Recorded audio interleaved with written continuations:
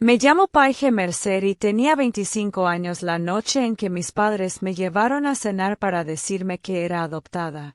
Mi madre sonrió cuando dijo que solo me habían mantenido por los beneficios y que ahora ya no les servía de nada. Mi padre deslizó los papeles sobre el mantel. Ya habían presentado los documentos para excluirme de todo. No lloré. No dije una sola palabra durante casi un minuto. Pero esto es lo que ninguno de los dos sabía.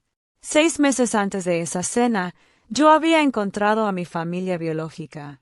Y esa noche, los había sentado 3 mesas detrás de la silla de mi madre.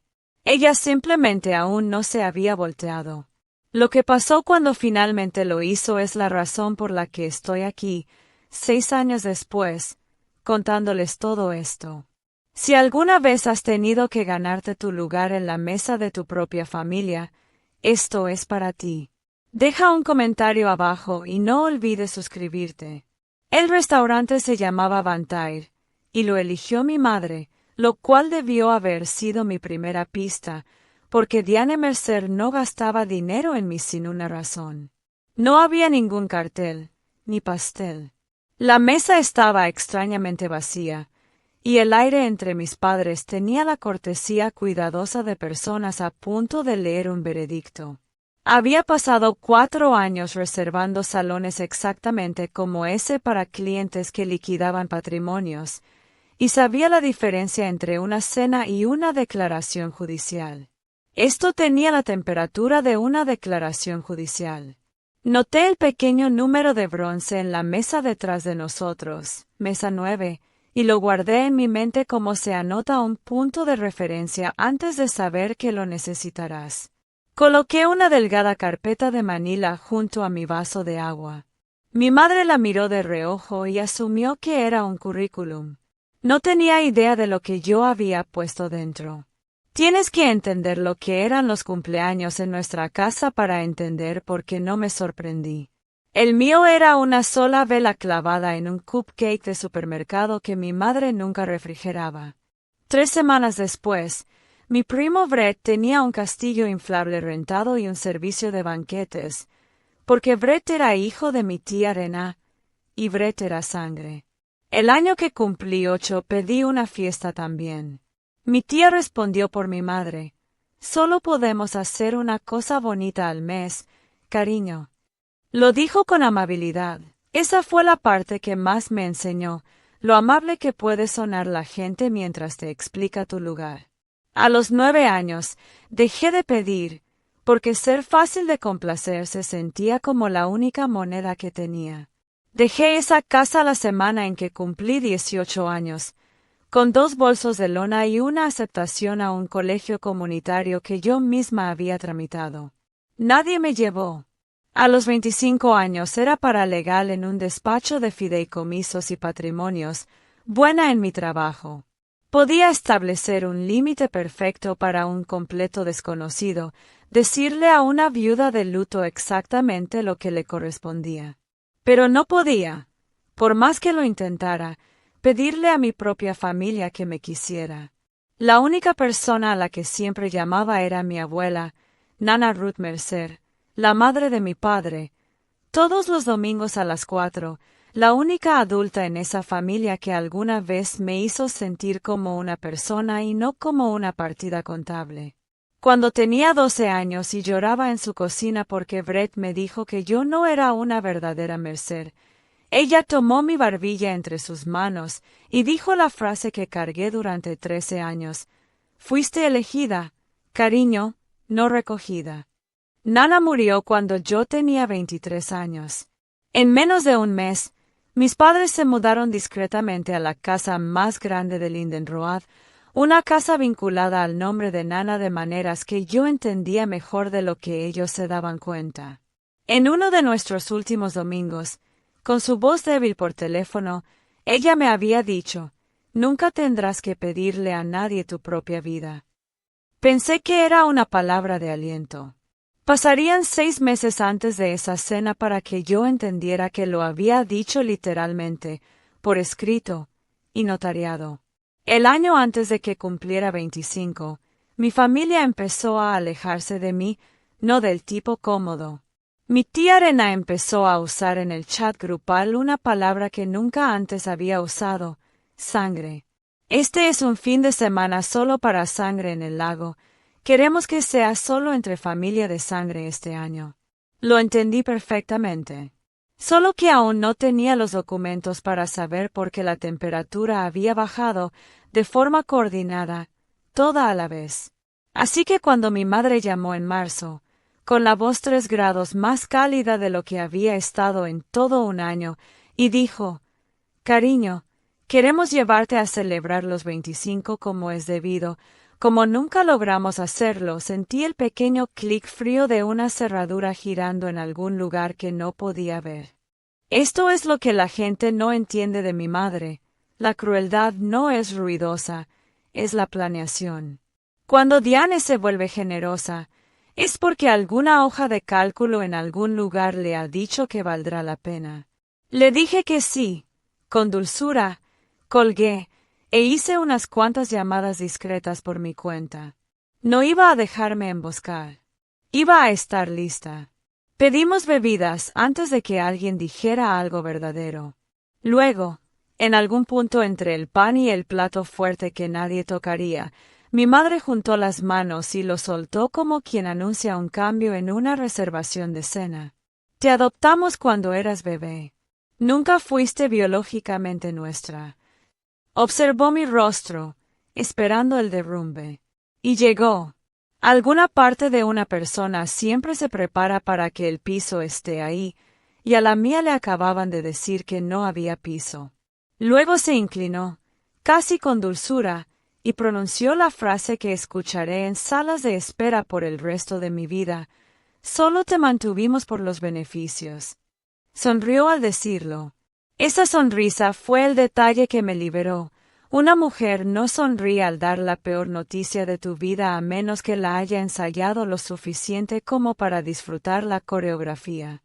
Mi padre intentó explicarlo como un contador defendiendo una posición fiscal: pagos de asistencia en los primeros años, un pequeño subsidio mensual, consideraciones fiscales, y una abuela con ciertas expectativas sobre la familia.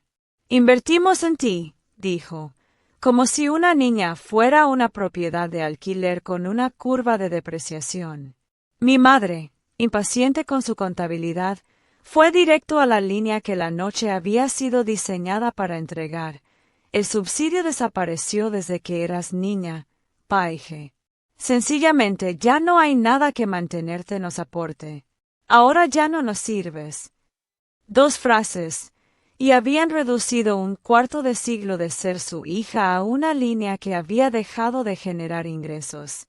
Entonces mi padre deslizó un fajo de papeles sobre el mantel hasta que tocó mi plato. «Ya presentamos los documentos. No estarás en el testamento.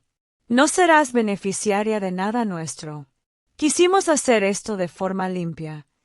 Leí el encabezado de la primera página en unos 4 segundos, como había leído miles de ellos, y vi de inmediato lo que habían hecho. Habían presentado los documentos contra el instrumento equivocado, excluyéndome de un patrimonio que era casi irrelevante, mientras dejaban completamente intacto el documento que en realidad decidía todo. Ellos creían que el poder pasaba por su propio y modesto testamento. No los corregí. No le dices a la otra parte que demandó al acusado equivocado. Dejas que terminen. La voz de mi tía Rena llegó por altavoz desde el bolso de mi madre, porque Rena había sido la arquitecta de la mitad de todo esto. La sangre cuida a la sangre, Paige. No lloré. Tomé un sorbo lento de agua y coloqué el vaso sin hacer ruido, y observé cruzar el rostro de mi madre algo que nunca había visto ahí antes: decepción, no hacia mí, hacia la actuación. Ella había escrito esta escena con una chica sollozando en el papel principal, y la chica no estaba sollozando. «¿No vas a decir nada?», preguntó, con un filo nuevo en la voz. Entonces cometió el error que siempre cometen las personas como ella. Repitió la frase que había funcionado la primera vez. Solo te mantuvimos por los beneficios. Pero una frase pierde sus dientes la segunda vez que la escucha salir de la misma boca. La primera vez había sido una revelación. La segunda vez fue solo una confesión, y no sobre mí.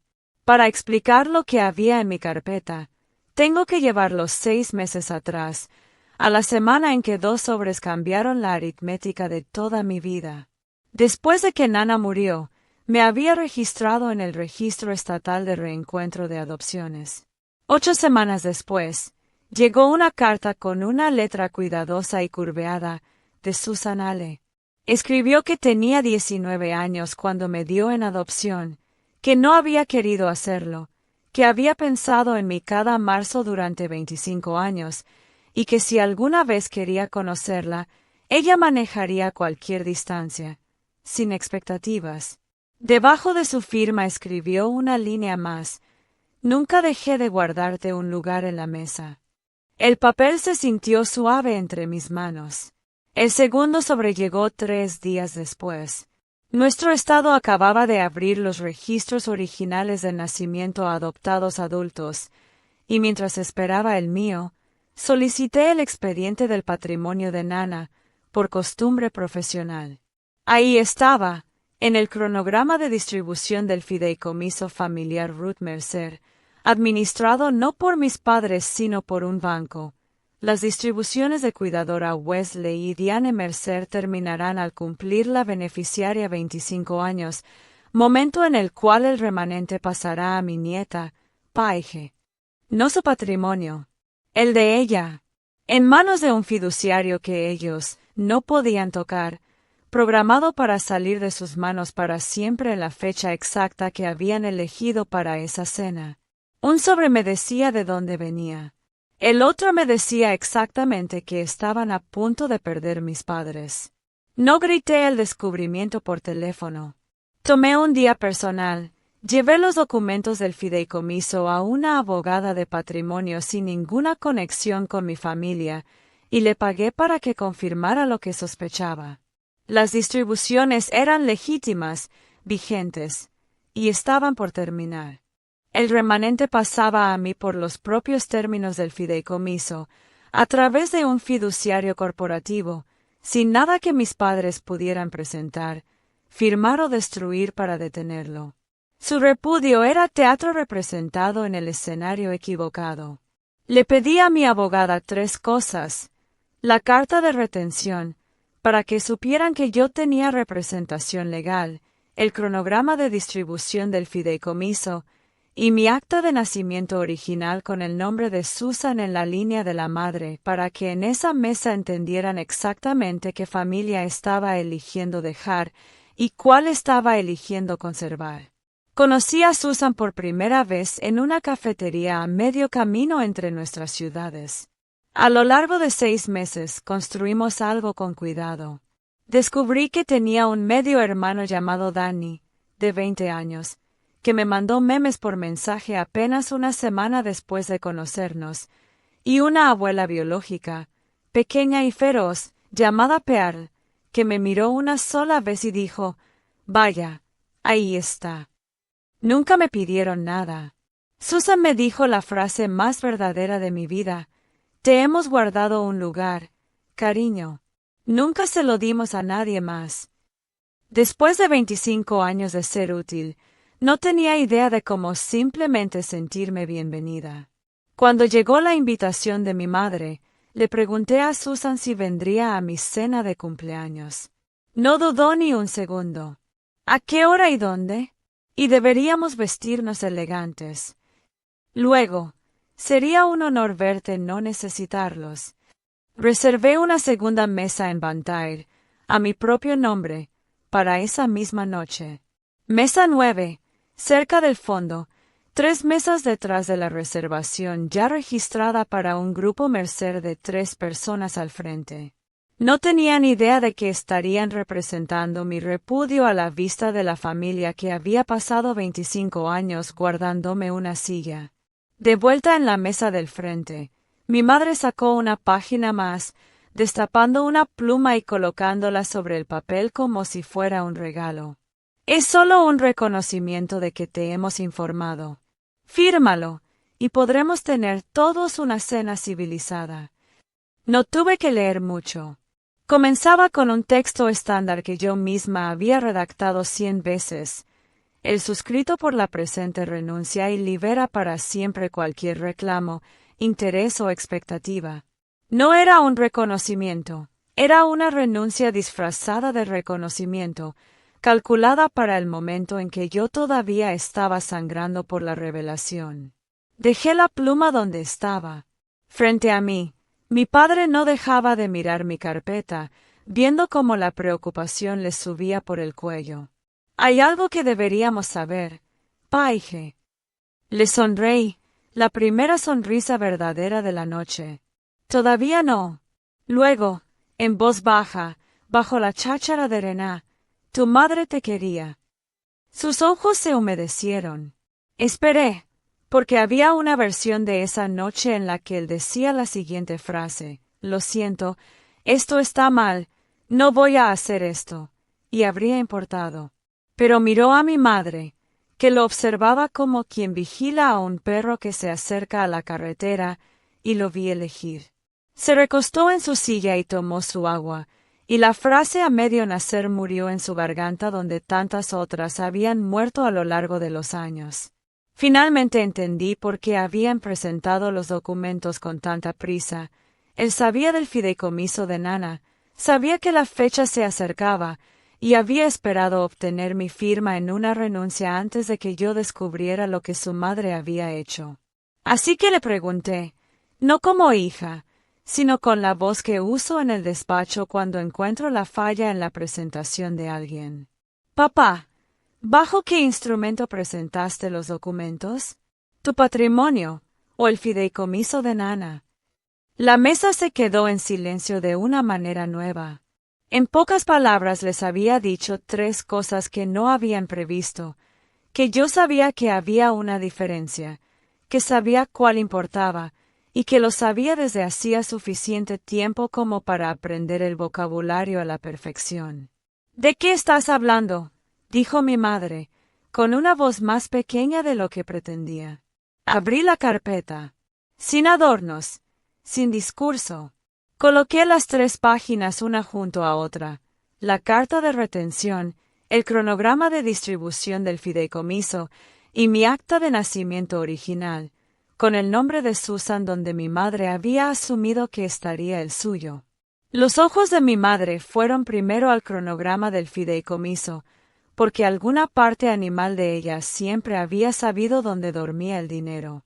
La vi llegar a la palabra remanente y a la palabra paige, y vi el color abandonar su rostro de arriba hacia abajo.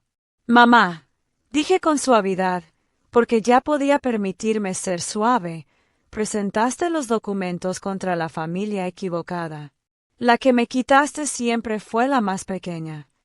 Le tomó unos 10 segundos armar el panorama completo.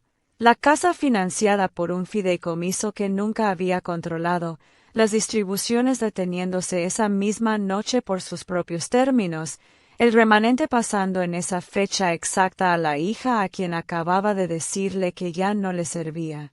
Su rostro se reorganizó, el frío se disolvió, una calidez terrible lo inundó.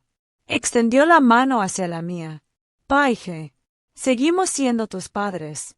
Sea lo que esté en esos papeles, eso no cambia lo que somos. Somos familia. La palabra familia, 20 minutos después de solo te mantuvimos por los beneficios. Miré su mano y no la tomé. Cerré la carpeta y coloqué la pluma que habían traído para mi rendición junto a su plato. Ya no había nada que discutir, solo la decisión de dónde pasar el resto de mi cumpleaños, una decisión que había tomado 6 meses antes, en una mesa de vinilo de una cafetería. Me puse de pie, sin drama, solo una silla empujada hacia atrás y una carpeta contra el pecho. Siéntate, dijo mi madre, la máscara resbalando, el viejo control regresando de golpe a su voz. ¿A dónde crees que vas? Se lo dije con las palabras más sencillas que tenía. Mi familia biológica está sentada 3 mesas detrás de ti. No lo dije con crueldad. No lo necesitaba. Había sido cierto durante toda la cena. Mi madre se volteó lentamente, de la manera en que uno se voltea cuando parte de uno ya lo sabe y le suplica al resto que esté equivocado. Ahí, en la mesa 9, estaban Susan, Pearl y Danny, que habían estado ahí todo el tiempo, que la habían visto pronunciar las peores frases de mi vida y habían mantenido sus asientos porque yo se lo había pedido. Susan encontró primero los ojos de mi madre, no la miró con odio, no se regodeó, solo observó a la mujer que había criado a su hija con una vela y una calculadora. La mirada de mi madre fue de la barbilla de Susan a la mía y de regreso, haciendo el cálculo del parecido, entendiendo que la familia que acababa de decirme que no tenía estaba sentada a 5 metros detrás de ella, en sillas reales. Por primera vez en su vida, mi madre no tenía guión. Una silla se arrastró hacia atrás en la mesa 9. Se pusieron de pie, los tres, solo para estar de pie cuando yo cruzara la sala hacia ellos. El restaurante se había quedado en silencio, ese silencio de extraños que pueden sentir que algo verdadero está sucediendo. Pasé junto a mi madre, junto a Rená, a quien por fin se le había acabado la palabra sangre, junto a mi padre, que levantó los ojos hacia mí y volvió a bajarlos, eligiendo la comodidad una última vez. Cuando llegué hasta ellos, Pearl tomó mi rostro entre sus 2 manos, como solía hacerlo Nana, y Susan sacó la 4ª silla, la que le habían pedido al anfitrión que pusiera aunque su reservación era para 3, y dijo las palabras que había escrito bajo su nombre en aquella primera carta. Te guardamos un lugar. Siempre lo hicimos. Fue entonces cuando mi madre perdió lo único que nunca había perdido frente a otras personas, su compostura. Después de todo lo que pagamos, dijo, y su voz se extendió por todo el comedor. Las escuelas, el techo, los años, humillas a tu familia por dinero. Las cabezas se voltearon abiertamente. Rená les hizo que se sentara, pero mi madre ya estaba fuera del alcance de su propia guía, porque el guión había desaparecido y lo único que le quedaba era la verdad saliendo de lado. Te dimos todo, le dijo a una sala llena de desconocidos. Dijo dimos, no amamos. Incluso acorralada, la palabra amor no salía, nunca había estado en el inventario. Me quedé sentada, la mano de Susan bajo la mía, y dejé que mi madre gritara, porque su escándalo estaba haciendo mi trabajo por mí. Cada persona en ese restaurante estaba observando a una joven tranquila, sentada junto a personas que claramente la adoraban, y a una mujer mayor furiosa gritando sobre todo lo que había pagado. Mi padre nunca se puso de pie. Solo se cubrió el rostro con las manos. Cuando se quedó sin palabras, caminé las 3 mesas de regreso y coloqué una sola página frente a ella, el cronograma de distribución del fideicomiso. Puedes quedarte con esta. Vas a querer entender que terminó hoy y que no. Miré a los 2, a mi madre, que me había puesto precio en una sola vela, y a mi padre, que había amado demasiado a su propia madre como para honrar lo que ella le había pedido, y dije la única frase que había preparado de antemano. Ustedes me mantuvieron por los beneficios. Ellos me guardaron un lugar. Luego regresé caminando a la mesa 9, y no volví a mirar atrás. Pearl me había pedido un pastel de chocolate mientras yo no estaba, con una sola vela encendida. Susan se inclinó hacia mí. Apágala, cariño. Pide el deseo.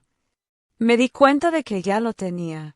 El fideicomiso hizo exactamente lo que mi abuela lo había creado para hacer. En mi cumpleaños número 25, las distribuciones de cuidador terminaron, y el remanente pasó a mí, intacto por el testamento que mis padres habían gastado buen dinero en revisar, porque no puedes desheredar a alguien de un fideicomiso que no controlas. En menos de un año, mis padres vendieron la casa en Lindenroad y se mudaron a algo más pequeño. No demandé a nadie. No publiqué nada. Dejé de responder y permití que el silencio fuera el límite, el único tipo que realmente funciona. Mi padre me escribió un mensaje una vez, unas semanas después. 3 palabras, lo siento. Nunca respondí.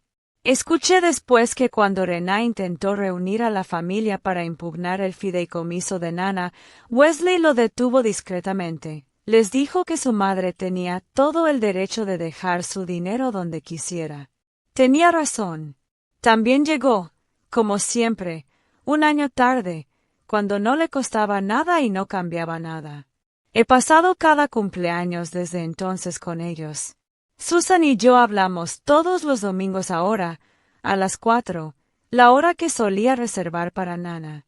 Pearl me enseñó a hacer su sándwich de queso a la plancha. Danny todavía me manda memes. Ser útil fue todo lo que mis padres alguna vez quisieron de mí. Ser querida fue lo único que nunca había tenido. Y me tomó 25 años y una cena terrible aprender que cualquiera que solo te mantiene por los beneficios ya te ha dicho, en el lenguaje más claro que existe, que nunca fue tu familia en absoluto. Esa es mi historia. Una vela durante 24 años. Y en el número 25, toda una mesa que las encendió todas sin que se lo pidieran. Si alguien en tu vida solo te valora cuando eres útil, toma esto como tu señal para dejar de audicionar por un lugar que ya mereces. No tienes que ganarte a las personas que te aman.